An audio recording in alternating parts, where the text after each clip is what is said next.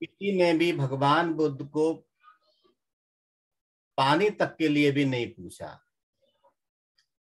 लेकिन भगवान बुद्ध क्योंकि ब्रह्म विहार की सर्वोच्च अवस्था में विहार करते थे, उन्होंने किसी को कुछ भी नहीं कहा और यूं ही अपना समय बिताया। रात को ठहरे, आराम किया। उनकी अवस्था वो ही रही जो निब्बाण की सर्वोच्च अवस्था होती है। और सुबह को जब चले तो कुछ लोग उपहास कर रहे थे कि देखें ये क्या कहेंगे। जब वो चले तो पीछे पीछे हो लिए। भगवान बुद्ध ने उनको आशीर्वाद दिया कि आप सभी लोग सुखी रहें, शांत रहें और यहीं पर रहें। ऐसा कह करके भगवान बुद्ध चले गए।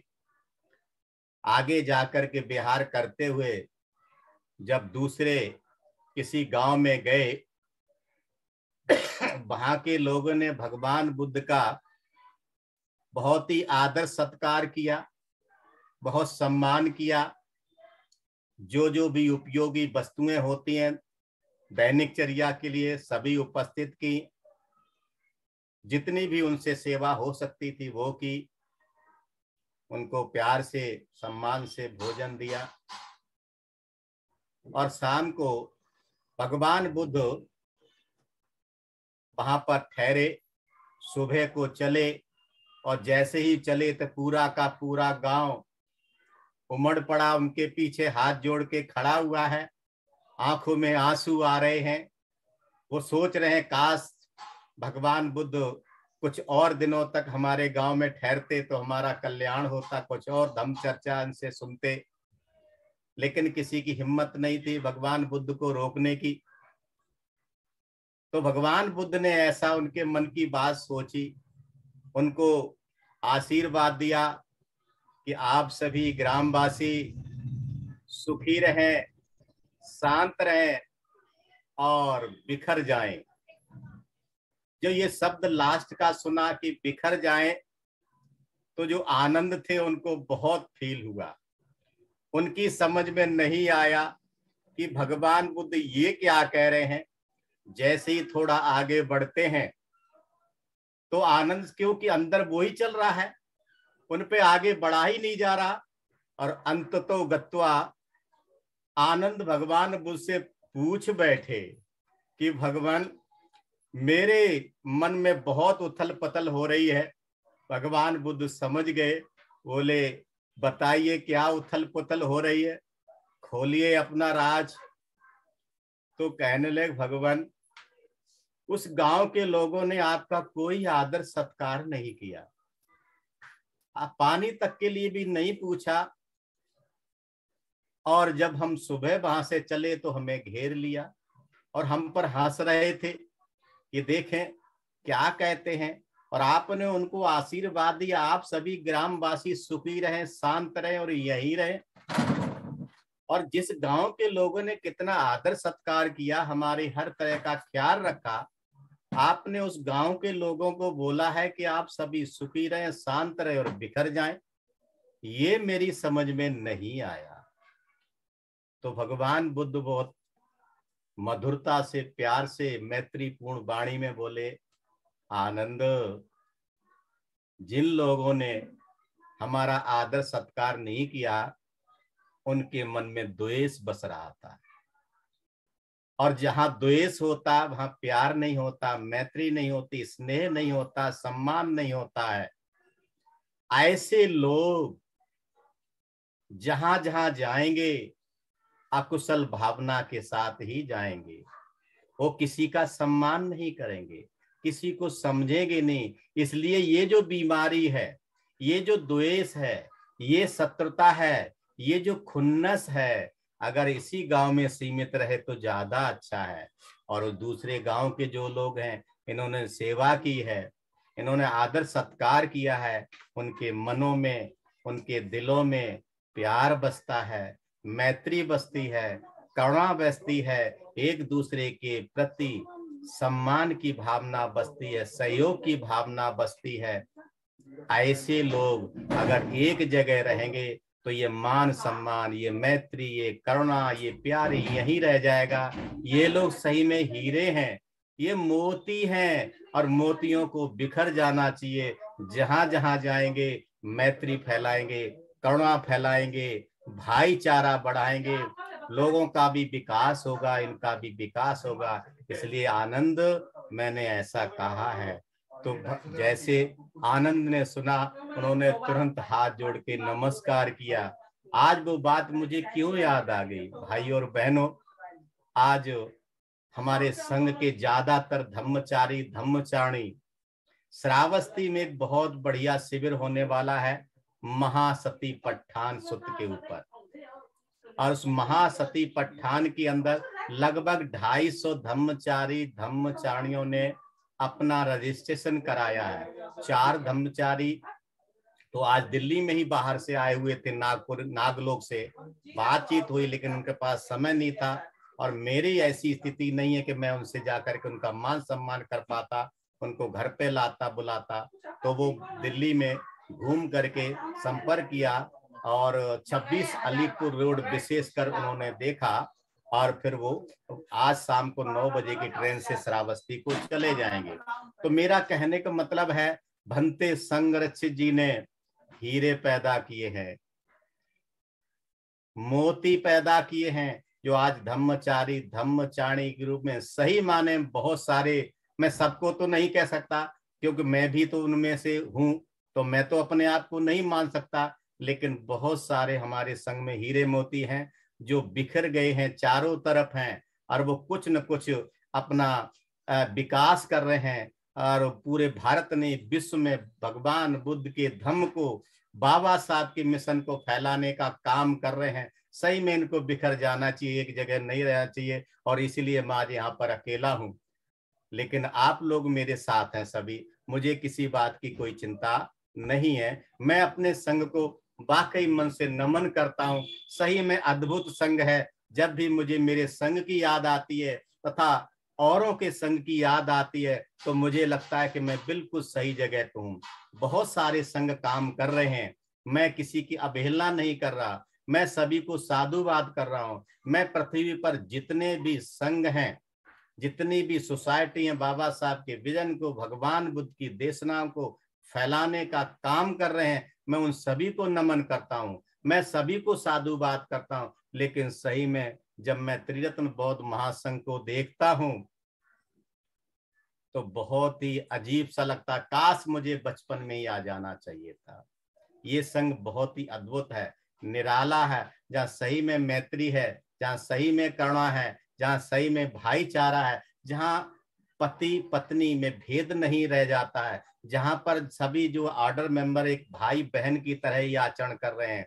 और मुझे ये भी खुशी है कि दिल्ली केंद्र से जब से ये कार्यक्रम चला है, तब से हमारी बहुत सारी बहनों ने बहुत कुछ सीखा है और बहुत कुछ मुझे सिखाया है, तो बहुत अच्छा लग रहा है। तो मैं उन सभी को साधुवाद करता हूँ, जिसको भी कहता हूँ फोन करके करता हूँ। मैंने अभी तक 2 साल में एक भी ऐसा फोन नहीं सुना किसी ने मना किया हो, चाहे वो धम्मित्र हो, महिला हो, पुरुष हो, या धम्मचारी हो, धम्मचारिणी हो। हाँ, यदि वो बिजी हैं, जरूरी काम है, तो एक अलग बात है। तो मैं उन सभी का बहुत बहुत पुण्यानुमोदन करता हूँ। और आज का जो विषय है मैत्ता भावना, विषय बहुत बड़ा है, विषय बहुत बड़ा है, क्योंकि पूरे जीवन का लेखा जोखा अगर बसता है हमारा, तो मैत्ता में ही बसता है। और मैत्ता है क्या? आप देखते हैं दूसरी जगह क्या कहते हैं, मैत्री कहते हैं। मैत्री संस्कृत का शब्द है, लेकिन पाली का शब्द मैत्ता है। लेकिन यहाँ पर जो है 2 तरीके से और हम समझ सकते हैं। मैत्री को कई लोग जो है ना मैत्री तक ही समझते हैं, लेकिन हमारे यहाँ क्या लिखा जाता है, क्या पढ़ाया जाता है? मैत्ता विकास। विकास का मतलब क्या है? हमें डेवलप करना है। किसको डेवलप करना है? मैत्ता को। और साथ ही साथ एक बात और बता दूं कि जो मैत्री है ये वेदना नहीं है, ये भावना है। बहुत सारे हमारे जो विद्वान लोग हैं मैत्री को वेदना बताते हैं, लेकिन भंते संगरच जी ने इसे वेदना नहीं भावना बताया। क्यों? क्योंकि वेदना 3 तरह की होती है, सुखद वेदना, दुखद वेदना, ना ही सुखद ना ही दुखद। लेकिन जो मेता है उसकी भावना है, वो भावना का मतलब क्या है? जो भी हमने अब तक कुशल जो भी हमने कुशल अब तक सीखा है उसकी भावना करनी है, उसका विकास करना है। और कितना विकास हम कर सकते हैं इसकी कोई सीमा नहीं है। और वो हम मैत्री का जो विकास है, भगवान बुद्ध के जो गुण हैं, मैत्री है, करुणा है, वीर है ना, और प्रज्ञा है, इससे हम सीख सकते हैं। ये जो अभिव्यक्ति है, और सही में अगर अतिशयोक्ति ना हो तो ये जो मैत्री है, ये जो मैत्ता है, हमारे व्यवहार पर आधारित है। हम कितना भी पढ़ जाएं, पंडिताऊपन की तरफ तो जा सकते हैं, लेकिन सीलों पे अपने काम करना पड़ता है, सीलों का विकास करना पड़ता है, और बगैर सील के मैत्री नहीं हो सकती है। कई बार हम देखते हैं कि जो पहला इसका जो आता है शब्द, पाणाति पाता बेरमणी शिक्षा पदम समादयामी, इसी में मैत्री बसी हुई है, इसी में मैत्ता बसी हुई है कि मैं प्राणी हिंसा नहीं करूंगा, ऐसी मैं शिक्षा ग्रहण करता हूं। तो फिर भंते संगरच जी ने सही में पूरी पृथ्वी पर, पूरी दुनिया में पहली बार ये शब्द का विकास किया है। इस शब्द की अगर भावना की है तो भंते संगरचित ने की है, जिन्होंने क्या बताया है, जो कि विधायक में आता है, पंचशील के विधायक पंचशील में क्या आता है, मैत्रीपूर्ण कर्म। जो मैत्री शब्द है पहले शील में, वो भंते संगरच ने पहली बार जोड़ा है। तो मैं भंते संगरच जी को बहुत बहुत नमन करता हूं। मैत्रीपूर्ण कर्म, मैत्रीपूर्ण कर्म कब होगा? जब पहला अकुशल कर्म है ना, वो छोड़ेंगे। कौन सा अकुशल कर्म है? मैं प्राणी हिंसा से विरत रहने की शिक्षा ग्रहण करता हूं। क्यों प्राणी हिंसा से विरत रहने की शिक्षा ग्रहण करता हूं? भंते यहाँ पर मैत्रीपूर्ण कर्म क्यों कहते हैं? तो हमारे बीच में बहुत सारे भाई बहन जिन्होंने अष्टांगिक मार्ग का अध्ययन किया होगा, वहां पर जो है क्या भंते जी लिखते हैं, क्या पढ़ाते हमें, क्यों मैत्री जरूरी है, क्यों किसका विकास करना चाहिए, क्यों उसकी भावना करनी चाहिए? क्योंकि सब्बे तस्सन्ति दंडस, सब्बे तस्सन्ति दंडस, सब्बे भायन्ति मच्चनो, अत्ता नंग उपमंग कत्वा न हने न घाते। क्या कहते हैं भंते जी? सभी प्राणी दंड से डरते हैं, सभी प्राणी मौत से डरते हैं, इसीलिए औरों का जो जीवन है अपने जैसा ही समझ करके न तो किसी को मारे, न सताएं, न ही मारने का कारण बने। क्योंकि हमें भी अपने लिए तो पसंद नहीं है कोई मुझे मारे, कोई मुझे पीटे। और आगे भंते संगरच जी दूसरी जो गाथा में क्या कहते हैं, सब्बे तसन्ति दंडस, सब्बे तसन्ति दंडस, सब्बे संग जीवितं पियं, अत्ता मंग उपमंग कत्वा न घने न घाते। सभी प्राणी दंड से डरते हैं, सभी प्राणी मौत से डरते हैं, सभी को अपना जीवन प्यारा होता है, और इसीलिए दूसरों का जो जीवन है अपने जैसा समझ करके, और ना तो मारे ना ही मारने का, सताने का कारण बने।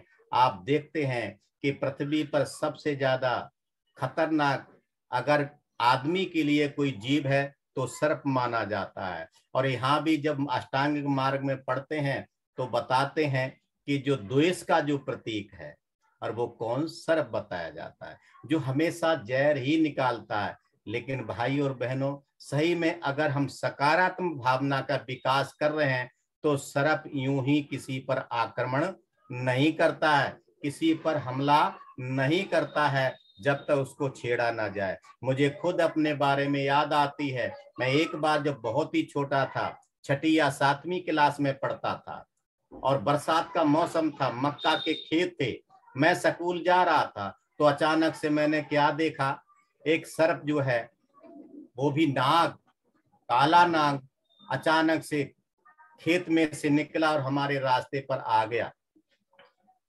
और जैसे ही मैंने उसको देखा, मैं बहुत डर गया। क्यों डर गया? क्योंकि हमें पढ़ा रखा, हमें सिखा रखा है कि सर्प काट लेगा, सर्प डस लेगा, लेकिन सही में उसने काटा नहीं। अगर काटा होता, डसा होता तो मैं यहां थोड़ा ना होता। और मैंने दूसरी क्या सिखा रखा था मुझे मेरी मम्मी, मेरे पापा ने, कि अगर कभी ऐसा मौका आ जाए तो हाथ जोड़ करके बोलिए, सर्प देवता आप चले जाइए, मेरा कोई कसूर नहीं है, आप चले जाइए, आप चले जाइए। अगर ऐसा कहते हैं तो वो चला जाएगा। और ऐसा ही हुआ, जैसे मैंने देखा उसके हाथ जोड़े, हे सर्प देवता, मुझे स्कूल जाना है, मैं लेट हो जाऊंगा, मेरी डांट पड़ेगी, आप चले जाइए, आप चले जाइए, आप चले जाइए। और क्या हुआ, एक अजीब सा, इसको अजीब ही खेल कहेंगे, कुदरत का एक नमूना कहेंगे, और वो सर्प सही में जिधर जिस मक्के के खेत से आया था उधर ही चला गया। लेकिन चूंकि हमारे अंदर डर बसा हुआ है सर्प के प्रति, तो मेरी हिम्मत फिर भी नहीं हुई कि उस रास्ते से मैं जाऊं, और दूसरे से रास्ते से जाकर के मैंने स्कूल में गया। घर पे आकर अपनी माँ को बताया, तो माँ ने कहा कि आपको जाना चाहिए था बेटा, सर्प ऐसे नहीं काटते हैं, जाना चाहिए था, लेकिन मैं नहीं गया। तो द्वेष क्योंकि हमारे अंदर है, वो बैठा हुआ है ना, इसलिए हम ऐसी सोचते रहते हैं। लेकिन सही में कोई भी प्राणी, चाहे सर्प ही क्यों न हो, वो भी अपने जीवन को प्यारा समझता, उसे भी अपना जीवन प्यारा है, वो भी मौत से डरता है।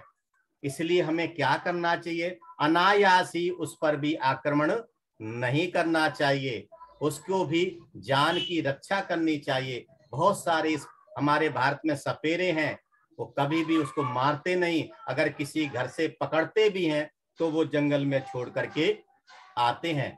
ऐसा हमें करना चाहिए, ऐसे नहीं समझना चाहिए कि सर्प है तो केवल काट लेगा, ये जहर कर फैला देगा, डस लेगा, ऐसा नहीं है। मैं दूसरी घटना बताना चाहता हूं मैत्री के बारे में, एकदम सच्ची घटना है, हमारे जीवन की घटना है। एक हमारे बहुत अच्छे मित्र हैं, आज भी हैं वो, उन्होंने शायद 1 या 2 बार चीबर भी लिया है। तो क्या होता है, मैं उनके साथ मिलने गया, हालचाल लिया, और अचानक से पता चला कि एक और पड़ोस में रहता, वहां भी मिलना चाहिए। तो हमने कहा आप चलिए, बोले हाँ चलिए, मैं भी चलता हूँ साथ में। और चल पड़े हम दोनों मित्र। वो हमसे उम्र में ज्यादा नहीं तो कम से कम 20 साल का तो फर्क होगा ही होगा। और जब उसके यहाँ पहुंचते हैं दूसरे मित्र के यहाँ, वो पहली मंजिल पर रहता था, फर्स्ट फ्लोर पर रहता था। उन्होंने उनको आवाज दी, तो क्या हुआ, वो तो बाद में निकलते हैं, उनसे पहले उनका एक पालतू कुत्ता निकलता है। और जैसे ही पालतू कुत्ता निकला, वो हमारे मित्र तो डर गए और वो भौंकने लगा। वो स्वागत तो अपनी भाषा में ही करेगा, हम बेशक उसकी भाषा ना जानते हो, लेकिन वो तो उसी भाषा में स्वागत करेगा। अब इनको ऐसा लगा मुझे काट लेगा, तो क्या उसको धमकाने लगे तो वो आगे आने लगा। तो मैंने उनको रोका, भाई साहब क्या कर रहे हो, ये आपको करना, काटने बोला तो ना आया, आपका स्वागत करने आया है। कहने लगे तू अपने भाषण अपने पास रख, समझे, ये काट लेगा मुझे। मैंने ऐसा मत करो। उन्होंने नहीं मेरी सुनी, मुझे प्रवचन सुना दिए और उतारा जूता उसके ऊपर फेंक दिया। ये सच्ची घटना है। अब आप जानते हो किसी प्राणी के ऊपर जूता चप्पल फेंको, बेशक नाम कुत्ता है लेकिन जान तो उसमें भी बसती है ना। उसने फिर क्या किया होगा अंदाजा लगा सकते हो। मैं वहीं खड़ा हूं और उसने फिर वो पीछा किया, फिर भागने दो, आगे क्या ना जो है हमारे मित्र जा रहे हैं, पीछे पीछे कुत्ता जा रहा है, मैं वहीं खड़ा हूं और मैं वहां जाकर उनको रोका। जब तक उसके का नाम मालिक ने रोका तब जाकर के वो रुका, जब तक तो कम से कम ज्यादा नहीं तो 300 मीटर तो निकल ही चुके थे। वहां जाकर मैंने क्या कर रहे थे, बोले तू चुप रहे।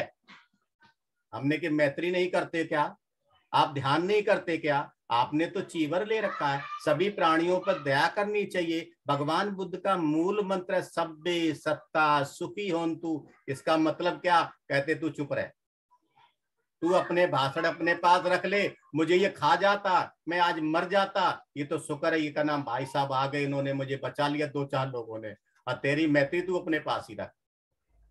तो ऐसा भी होता है कभी कभी, हम जो जाने अनजाने में जानवरों की भाषा को नहीं समझ पाते हैं। अगर किसी का जानवर है वो पालतू है, इतनी जल्दी काटने वाला नहीं है, तो हमें इस चीज को समझ लेना चाहिए। तो इसीलिए भगवान बुद्ध ने जो पहला हमें मूल मंत्र पंचशीलों में दिया वो क्या है कि मैत्री पूर्ण कर्म करके मैं अपने शरीर को शुद्ध करता हूं। ये हमारा शरीर का जो पहला जो सील क्या है, मैत्रीपूर्ण। तो हमें वहीं से मैत्ता सीखनी चाहिए। आगे हम चलते हैं कि यहाँ पर होता क्या है। ये जो मैत्ता है, यहाँ तर्कपूर्ण भावना होती है, यहाँ पर किसी प्रकार का प्रेम प्रसंग नहीं होता, किसी तरह का अट्रैक्शन नहीं होता है। पति पत्नी का जो प्यार है, जो प्रेम, वो मैत्री नहीं है। भाई बहन का जो प्यार है, प्रेम है, वो मैत्री नहीं है। यहाँ पर तर्कपूर्ण भावना होती है, यहाँ किसी प्रकार का अट्रैक्शन नहीं होती है। यहाँ पर केवल और केवल दूसरों के कल्याण हेतु भावना होती है कि जो सामने वाला है, पहला है, दूसरा है, तीसरा है, चौथा है, चाहे वो बैरी क्यों हो, उसके लिए भी मंगल करने की भावना होती है। और इसलिए भगवान बुद्ध ने, आप सभी जानते, धम्मपद में लिखा है, नहीं बैरेण बैराणी, नहीं बैरेण बैराणी समन्तीद कदाचनं, अवैरेण ही सम्मन्ति एस धम्मो सनातनो।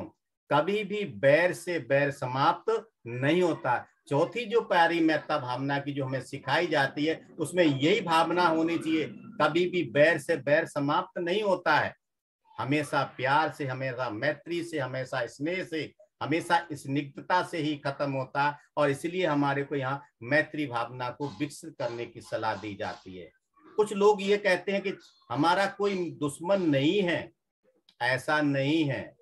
दुश्मन तो हमारे अंदर ही बैठे हैं, हम बाहर खोजते हैं। भगवान बुद्ध कहते डोंट सीक अबाउट, है ना, फो आर इनर। हमारे दुश्मन तो अंदर ही है। दुश्मन कौन है हमारे, हमारे अंदर सबसे बड़ा दुश्मन तो राग है, हमारा सबसे बड़ा दुश्मन तो आसक्ति है। कल मुझे याद है हमारे वो सुना रहे थे धम्मचारी नागरत्न इसी के ऊपर सुना रहे थे कि दुनिया में हमारा कोई नहीं है। हम तो सोचते हैं कि हमारा परिवार, हमारी पत्नी, हमारे बच्चे हैं। सही में पता तो तब चलता है शरीर से सांस निकल जाती तब कौन है, सबसे पहले तो वो ही टटोलते हैं जी, है ना। तो कल उन्होंने जो कहा था, पुत्ता मत्थी धनमती, पुत्ता मत्थी धनमती, ये ही बालो बिहसती, अत्ता ही अतनो नत्थी, कुत्तो पुत्ता कुतो धनम। अरे हमेशा हम यही तो सोचते रहते हैं भौतिक जगत में कि ये धन मेरा है, ये पुत्र मेरा है, ये पत्नी मेरी, ये भाई मेरा। सही में ये शरीर ही मेरा नहीं है। मैं जानता हूं 5 महीने से बिस्तर पर हूं, है ना। ये शरीर ही हमारा धोखा दे रहा है। तो काहे का धन, काहे का पुत्र, इस बात को हमें समझ लेना चाहिए। सभी जो रिश्ते हैं, सभी रिश्ते जो हैं, सभी अट्रैक्शन के हैं। इन सभी में अट्रैक्शन है, आसक्ति है। अगर आसक्ति हो तो कोई किसी का कुछ भी नहीं है। कल नागरत्न जी ने, दुनिया में मेरा कोई नहीं है, हमें अकेले इस मार्ग पर जाना है, अकेले इस दुनिया में आए हैं और अकेले हमें इस मार्ग पर जाना है। हम इस बात को इस तरीके से समझ सकते हैं, यहाँ पर किसी भी प्रकार का अट्रैक्शन नहीं होता है। सभी के लिए मंगल कामना की हमारे अंदर भावना होती है। अर्थात सभी प्राणी, सभी जीव सुखी रहें, सभी प्राणी शांत रहें, सभी प्राणी भय मुक्त रहें, सभी प्राणी तनाव से मुक्त रहें और सभी का विकास हो। और मानव अगर है तो उसका आध्यात्मिक विकास हो। आध्यात्मिक विकास होता क्या है?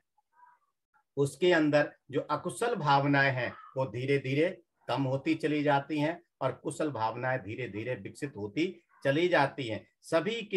सभी प्राणियों के प्रति सुख की कामना होती है, अपने द्वेष का परित्याग करने की यह भावना होती है। अगर अपना द्वेष हमारा खत्म हो गया तो समझ लो मैत्री है। अगर अपना द्वेष खत्म नहीं हो रहा और खाली हम केवल कहते रहते सभी सुखी रहे, सभी सुखी रहे, सभी सुखी रहे, लेकिन अपना दोष तो खत्म ही नहीं हो रहा, तो फिर वो मैत्री नहीं है। याद रखिए भाइयों बहनों, मैत्ता भावना जो हृदय को मुलायम कर देती है, दूसरों के सुख के लिए, दूसरों के हित के लिए, जो कि मेरी प्रामाणिक इच्छा होती है, उस प्रामाणिक इच्छा को ही मैत्री कहते हैं। यहाँ पर मैं मेरे का कोई भेद नहीं होता है, सभी प्रकार की आसक्तियों से परे की अच्छी भावना होती है।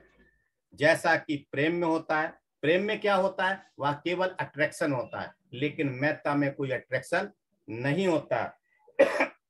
मैत्ता जो एक मित्र है, दूसरे मित्र के सुख के लिए जो कुछ भी करेगा उससे मैत्री करते हैं। जितने भी हमारे भाई बहन यहाँ पर ऑनलाइन जुड़ते हैं, हमारा आपका सबका नाता क्या है? आध्यात्मिक ही तो नाता है। हम अपने अपने आध्यात्मिक विकास के लिए तो यहाँ इकट्ठे होते हैं। फिर भी इस कोरोना काल में न जाने कितने लोगों ने मदद की एक दूसरे की। मैं जब बीमार पड़ा तो न जाने कितने मित्रों ने हमारी मदद की। मैं उन सभी को प्रसाद देता हूं, मैं उन सभी को पुण्यानुमोदन करता हूं। ये मैत्री है। यहाँ पर किसी प्रकार कोई अट्रैक्शन, जिसने दे दिया, छोड़ दिया तो छोड़ दिया। यहाँ पर छोड़ने का मतलब क्या होता है? एक छोटी सी बात मैं कह करके समाप्त करना चाहूंगा, क्योंकि समय ज्यादा ना हो जाए, कि कुछ लोग जो छोड़ते हैं, और छोड़ने का ही दूसरा नाम है दान। और दान देने वाले जो हैं वो 4 प्रकार के होते हैं। कौन कौन से 4 प्रकार के होते हैं? मंजीत कौर जी सुन रहे हैं क्या आप? तो 4 प्रकार के दानी लोग होते हैं।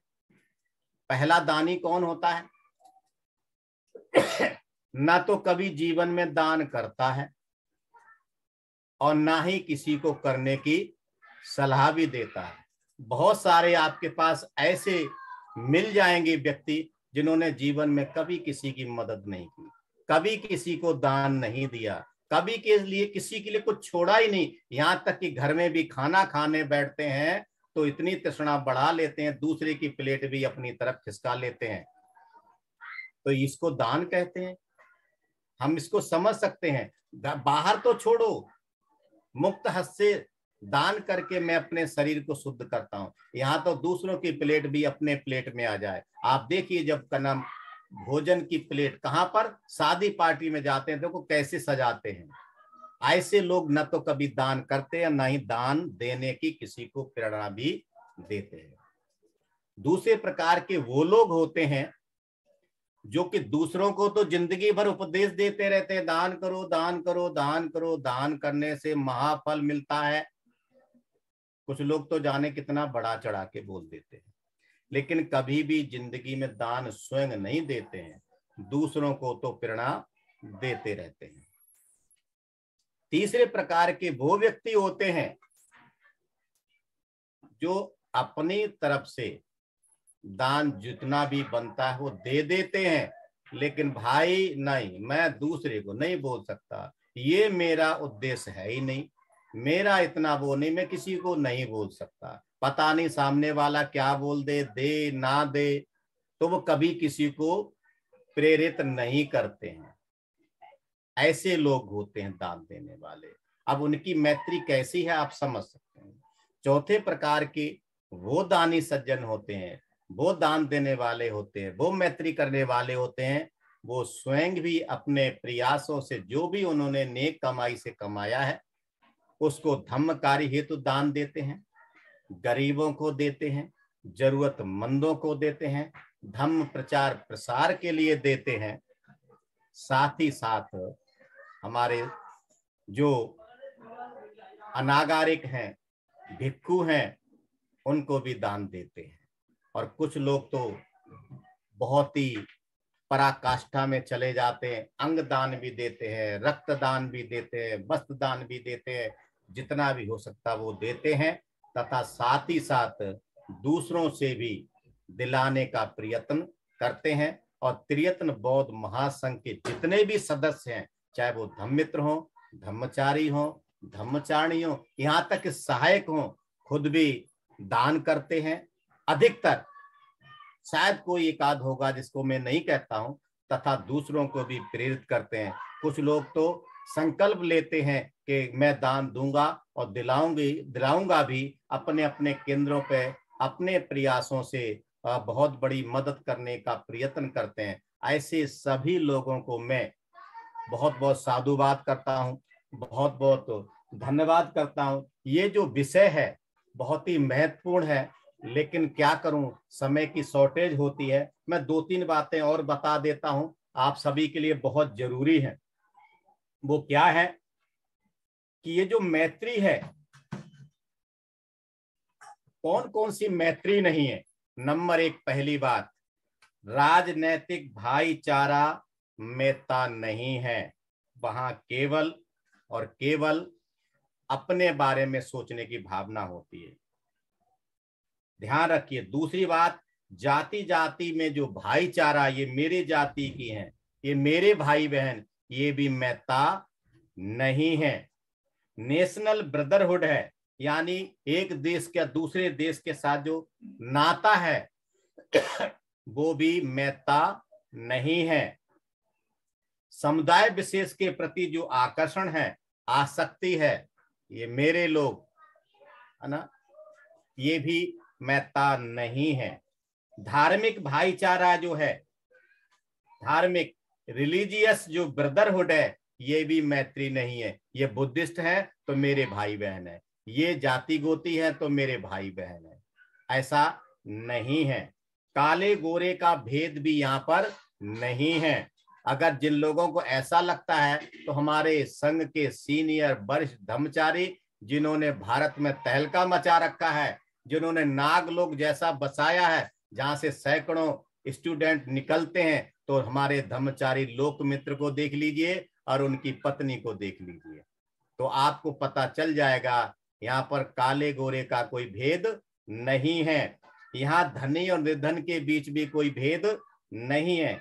मैत्री विद्वान और मूर्ख के परे है, यहाँ पर इसमें भी कोई भेद नहीं है। तो बहुत सारे आपको ऐसे मिलेंगे, अभी बताया जो मैं बताया था, एकूदान भिक्खु जो थे, एकूदान केवल एक ही दान करते थे, एक ही सूक्त पढ़ते थे, और फिर वहां पर जितने भी थे वो सभी साधु साधु करते थे।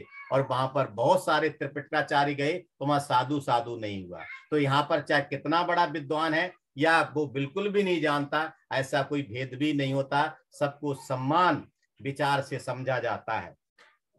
तो याद रखिए, मैत्री में कोई भेदभाव नहीं करती, भेदभाव नहीं करती है, सभी के लिए है, असीमित है, अपरिमित है। और मैत्री में कोई जाति भेद, लिंग भेद, समुदाय भेद, गोत्र भेद भी नहीं है। याद रखिए, जरूरत के हिसाब से मित्र का चुनाव करना मिथ्या दृष्टि है। ये धम्मचारी बोधि प्रकाश बहुत अच्छे, इनसे मित्रता कर लो, जल्दी हमारा भी नंबर आ जाएगा, जल्दी धम्मचारी बन जाएंगे या धम्मचारिणी बन जाएंगे। अगर ऐसा सोचते हैं तो फिर ये मेत्ता नहीं है, ये मिथ्या दृष्टि है। दूसरों से कुछ प्राप्त करने के लिए दोस्ती कर लेना, मित्र बना लेना, मित्रता तो हो सकती है, लेकिन वो मैत्री नहीं है, ये भी एक मिथ्या दृष्टि है। काम निकालने के लिए मित्र बना लेना कि भाई ये पैसे वाला है, ये हमारे को समय समय पे मदद कर देगा। और मैं तो यहाँ तक कहता हूं, अगर आप कोई ये सोचते हैं, हो सकता कोई हो ना भी हो, मैं उस पे नहीं जाता हूं कि धर्मचारी जो जीएफआर टीम के हैं या बड़े धर्मचारी हैं, आचार्य हैं, उपाध्याय, मोटा फंड दे दो, मोटा दान दे दो तो हमारा धर्मचारी या धर्मचारिणी का नंबर आ जाएगा। तो ये भी मैत्री नहीं है, ये भी मिथ्या दृष्टि है, और ऐसा यहाँ चलेगा भी नहीं। ये जादू का कार्ड नहीं चलने वाला यहाँ पर, ये मोटे दान का फंड का कार्ड भी यहाँ चलने वाला नहीं है। इस बात को याद रखिए, मैत्री जो है नीडलेस है, नीडलेस। नीड बेस नहीं, जरूरत के आधार पर नहीं है, जरूरत से परे की जो भावना है ये मैत्री है। ये मैत्रा जो भावना है सभी के लिए होती है ना। शुरुआत में सबसे पहले किसके लिए करते हैं? अपने लिए करते हैं। क्यों अपने लिए करते हैं? सही में जब एकांत मिल जाए तो चिंतन करना आज रात को, संसार में सबसे प्यारा व्यक्ति अगर ढूंढेंगे तो दुनिया में कोई मिलेगा नहीं, वहां पर अपना ही नंबर आने वाला है। संसार में सबसे प्यारा सबसे अच्छा व्यक्ति मैं ही हूँ, दूसरे का नंबर दूसरे नंबर पर चला जाएगा। इसलिए भगवान बुद्ध ने मैत्रा भावना में पहला नंबर अपना दिया है। दूसरे नंबर पर हमारे जो नियर डियर फ्रेंड है, आध्यात्मिक है, जिनसे हमें कुछ सीखने को मिलता है, हमारे अकुशल भावनाएं दूर होती हैं, कुशल ही कुशल मिलता है। अंधेरे में टॉर्च का काम करते हैं, रोशनी दिखाते हैं, वो दूसरे नंबर पर आते हैं।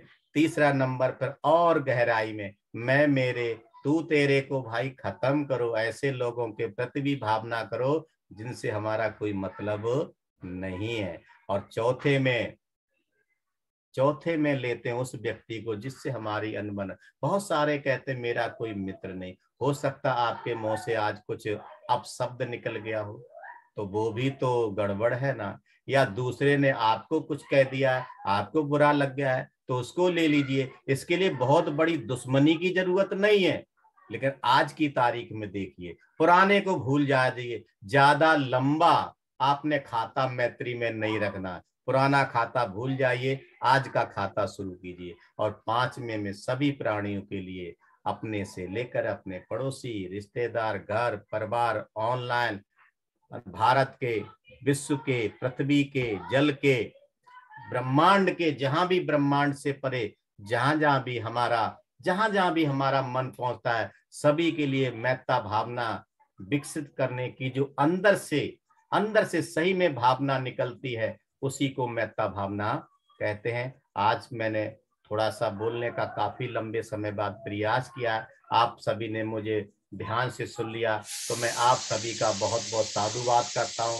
मैं यहीं रुकता हूँ। आप सभी को मेरा फिर से